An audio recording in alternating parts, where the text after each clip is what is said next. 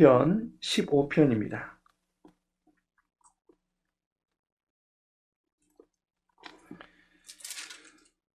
시편 15편 말씀 우리 함께 읽도록 하겠습니다.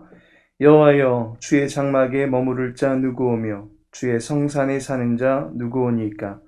정직하게 행하며 공의를 실천하며 그의 마음에 진실을 말하며 그의 혀로 남을 허물하지 아니하고 그의 이웃에게 악을 행하지 아니하며 그의 이웃을 비방하지 아니하며 그의 눈은 망령된 자를 멸시하며 여호와를 두려워하는 자들을 존대하며 그의 마음에 서원한 것은 해로울지라도 변하지 아니하며 이자를 받으려고 돈을 구워주지 아니하며 뇌물을 받고 무지한 자를 해하지 아니하는 자이니 이런 일을 행하는 자는 영원히 흔들리지 아니하리이다. 아멘. 오늘은 시편 15편 말씀 함께 나누도록 하겠습니다. 위드 코로나 이후에 상황이 더욱 악화가 되었습니다. 환자들을 수용할 병상이 부족하고 어려움을 겪는 이들을 돌볼 수 있는 인력도 부족한 상황이 되었습니다. 이에 더해 오미크론이라고 하는 변종 코로나의 확산세가 심상치 않은 탓에 결국 일상 회복이 중지되는 사태에 이르게 되었습니다. 백신 접종에 총력을 기울이는 모양새입니다. 식당이나 공공장소를 갈 때에 백신 미접종자는 출입에 제한을 받게 됩니다. 교회 출입에 대한 제지도 있습니다. 백신을 접종한 성도들만 있을 경우에 수용 정원의 50%의 성도들만 함께 예배 드릴 수가 있습니다. 하지만 미접종자가 있을 경우에는 30%만 예배 드릴 수 있다라고 합니다. 다행히 우리 교회는 아직은 수적인 부분에서는 제한받지 않는 규모이기 때문에 마음껏 출석해서 예배 드릴 수 있습니다. 나가고 싶어도 나가지 못하는 성도들에 비해서는 양호한 상태입니다. 우리에게 주어진 예배 참석의 기회가 결코 가벼운 것이 되어서는 안 될 것입니다. 본문에 나타난 시인은 주의 장막에 머무를 수 있기를 바라고 있습니다. 주님의 성산에 살 수 있는 사람이 누구일까에 대한 관심을 가지고 있습니다. 시인은 예배의 장소에 나가고 싶어 합니다. 그런데 예배 출석이 가능하다라고 할지라도 정작 여호와를 만나지 못하면 예배 참석은 의미가 없습니다. 이사야 1장 12절에 보니 너희가 내 앞에 보이러 오니 이것을 누가 너희에게 요구하였느냐? 내 마당만 밟을 뿐이니라 라고 말씀하고 있습니다. 아무리 예배를 드리려고 여호와 앞에 나온다 할지라도 각종 제물과 성대한 제사의식을 몇 번이고 치른다 할지라도 마당만 밟을 뿐 정작 여호와의 현존 앞에 또는 여호와의 임재 속으로 들어갈 수 없다라고 말씀하고 있습니다. 예배의 출입권을 부여받은 사람에게 무조건적으로 임재하시는 하나님이 아니시다라고 하는 것을 알 수가 있습니다. 본문의 말씀을 보니 여호와의 현존 앞에 설 수 있는 사람의 자격 조건에 대하여 말해주고 있습니다. 여호와의 현존 앞에 설 수 있는 자가 누구입니까? 첫째로 해야 할 것과 하지 말아야 될 것을 구분하는 자가 여호와의 현존 앞에 설 수 있습니다. 2절에서부터 5절 상반절까지 11가지의 실천 사항들이 나타나고 있습니다. 그 사항들을 보면 행해야 될 것과 하지 말아야 될 것으로 나누어져 있는 것을 보게 됩니다. 예를 들어서 2절에서는 해야 할 것을 말씀해주고 있습니다. 정직하게 행하며 공의를 실천하며 그의 마음에 진실을 말하며. 우리가 행해야 될 것이 무엇입니까? 정직과 공의와 진실을 따라가는 것입니다. 그런데 이러한 것들은 여호와의 성품입니다. 민수기 14장 18절에 보니 여호와는 노하기를 더디하시고 인자가 많아 죄악과 허물을 사하시나 형벌받을 자는 결탄코 사하지 아니하시고 아버지의 죄악을 자식에게 갚아 3, 4대까지 이르게 하리라 하셨나이다 라고 말씀하고 있습니다. 죄악을 갚으시는 공의로우신 하나님의 성품을 보게 됩니다. 그리고 출애굽기 34장 6절에 보니 자비롭고 은혜롭고 노하기를 더디하고 인자와 진실이 많은 하나님이라 라고 말씀하고 있습니다. 하나님에게 자비와 진실함이 많다라고 말하고 있습니다. 따라서 여호와의 성품을 고스란히 닮은 사람, 그래서 여호와를 가까이 할 때에 여호와와 이질감 없이 거룩하게 동행하는 삶을 살아가는 것입니다. 반면에 3절에서는 하지 말아야 될 것을 이야기해주고 있습니다.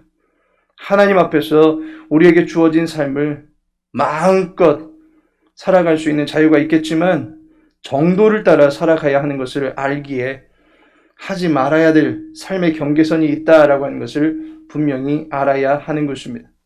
이와 같이 여호와 앞에 나아가는 자는 행해야 될 것과 하지 말아야 될 것을 분명히 구분할 수 있는 사람이 되어야 합니다.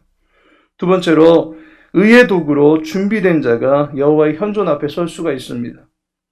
여호와 앞에 나아가려면 먼저는 부정함을 없애야 될 것입니다. 머리서부터 발끝까지 우리를 부정케 하는 모든 것들로부터 깨끗해야 할 것입니다. 한치의 흐트러짐 없이 흠도 티가 없는 상태가 되어야 할 것입니다.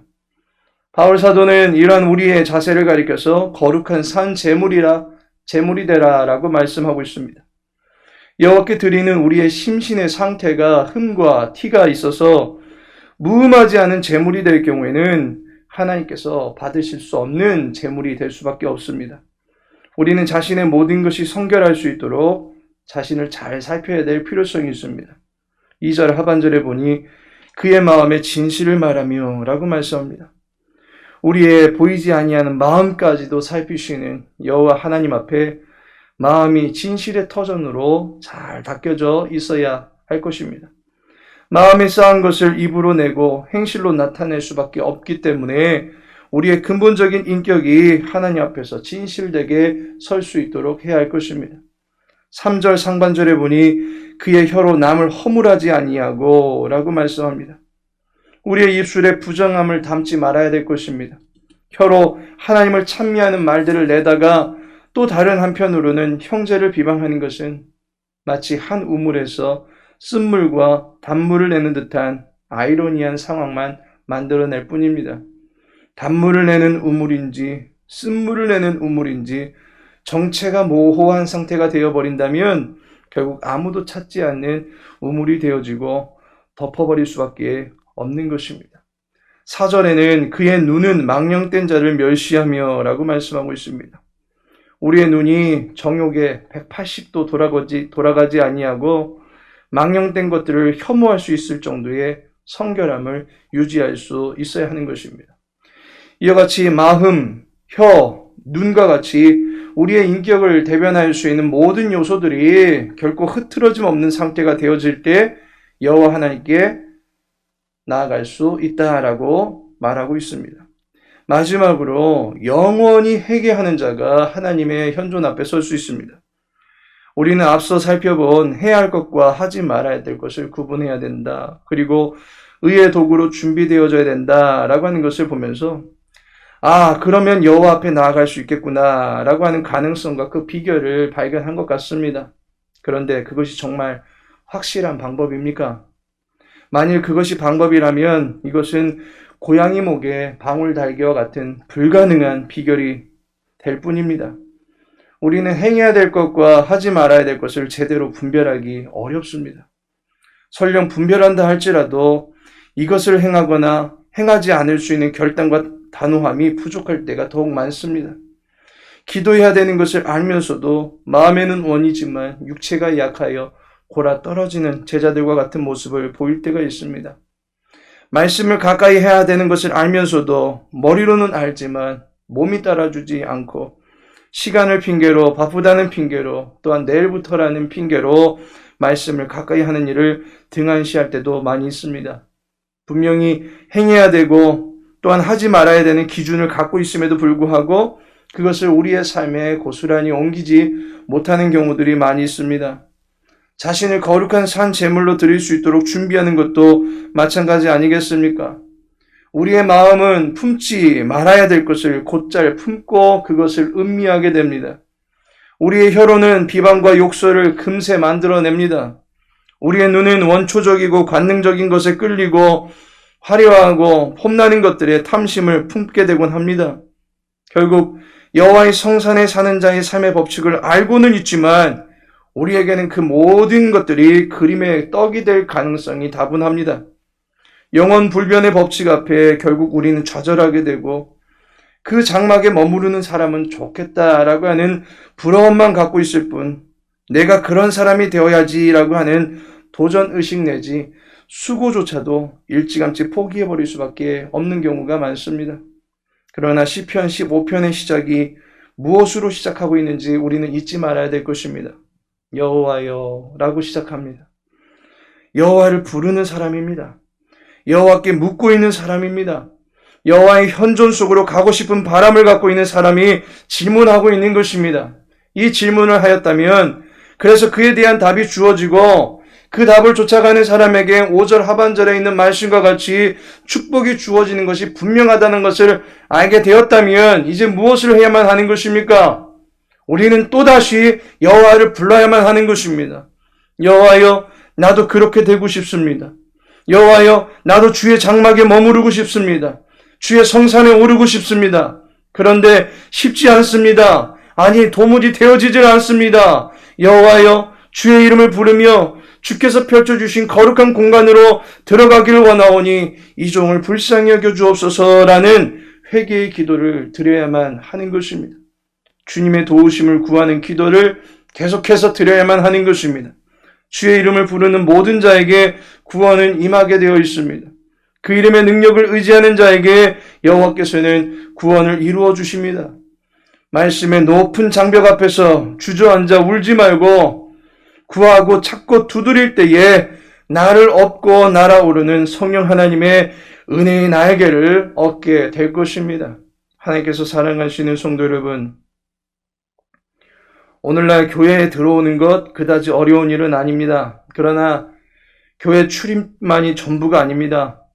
교회에서의 예배의식을 다양하게 취하는 것이 중요한 것이 아닙니다.